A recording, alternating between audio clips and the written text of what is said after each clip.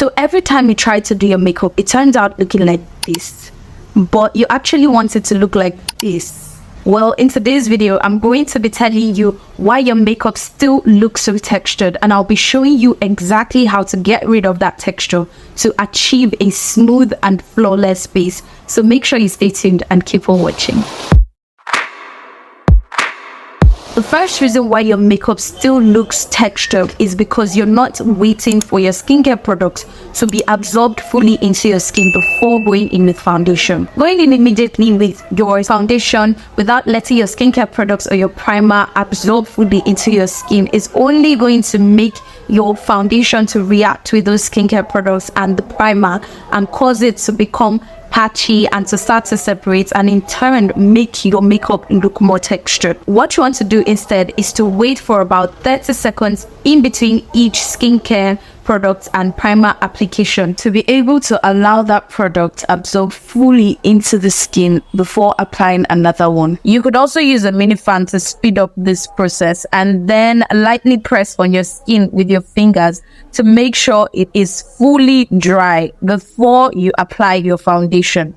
And you'll see that you will have that healthy prepped skin glow that all the Instagram girlies have. That's perfect for a good makeup base for your makeup to look flawless. Now, the second reason is because of your foundation. I'm sure we all know that the foundation is very important because it acts as a blank canvas for all your cream products and powders and can make or break your entire look, because there are lots of things to consider when choosing your foundation, like the quality of the product, the skin type you have, the level of coverage you want, and other things that I explained thoroughly in this video. You also want to be able to choose your perfect shade, because if you are not able to choose your perfect shade, then it's going to look weird and look different from the rest of your skin. And I also explained how to choose your perfect shade thoroughly in this video. But if your foundation is not compatible with your primer, trust me, it's going to separate and it's not going to look flawless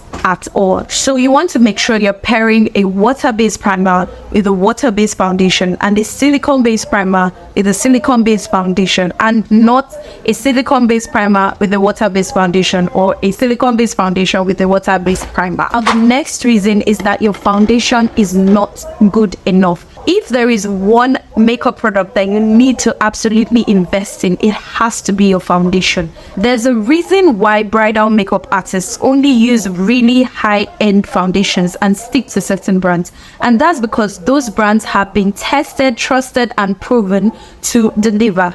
Now, that's not to say that you should go out and splurge on foundation because Victoria said so, because even if you do, if you flop at this next reason, your makeup is still going to turn out looking textured. So all you actually need as a beginner is a very affordable quality drugstore foundation from a reputable brand. But if you can afford to splurge or to buy a high-end foundation, then I 100% recommend. This next reason is one of the most common reasons why your makeup still looks very textured, and it is because of your blending technique.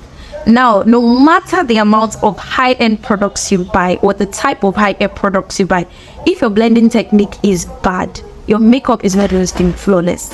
It's still going to look very textured. So you want to practice blending in repeated, lightweight, short tapping motions while moving that brush or beauty blender around your face. Now, it might actually take a lot of practice to achieve this, but trust me, it's going to eventually become muscle memory, and that is all you need to actually achieve a flawless face. Now, no matter how good you are with blending, if you don't blend your makeup in your fine lines before setting them and just go ahead to even bake them, then your makeup will definitely crease and it will not look flawless. So make sure to blend out the creasing under your eyes before you go ahead to set them immediately. And you want to do this by taking out some products of that loose setting powder and putting off the excess from the powder puff at the back of your hand.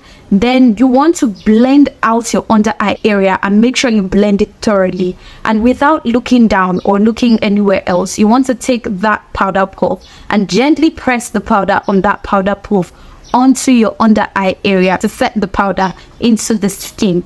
And after doing that, you want to take a fluffy powder brush and just dust off the excess and press the rest of the makeup products into your skin to blend it thoroughly. In the same way, not setting the rest of your makeup can cause your other cream products like your foundation, your contour, and your blush to slip and slide around, causing it to separate, to look patchy and muddy. So you want to set your foundation with your pressed powder in your foundation shade, and your contour and blush with your contour and blush powder. Now, I know a lot of people tend to avoid this because they want to make their makeup look more like skin and they like the effects that cream products give you. But trust me, you cannot skip this step because it is supposed to set those cream products in place. So you need to set them in place. If not, you're going to see the effect throughout the day. If you've done all the tips mentioned in this video and your makeup still looks dry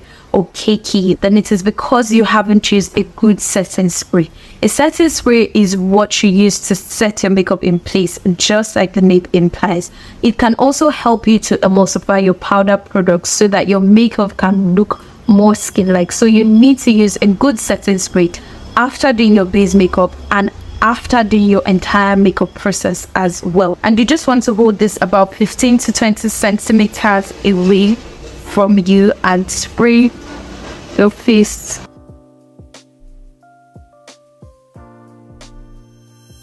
And here it is, guys. If you follow all the tips I've given in this video, then your makeup is definitely going to turn out looking like this.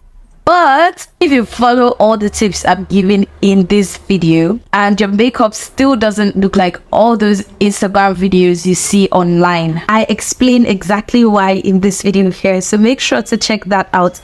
If you haven't subscribed yet, then you just know that this is the perfect time to hit the subscribe button. So please consider subscribing. And as always, thank you so much for watching and I'll see you in this video.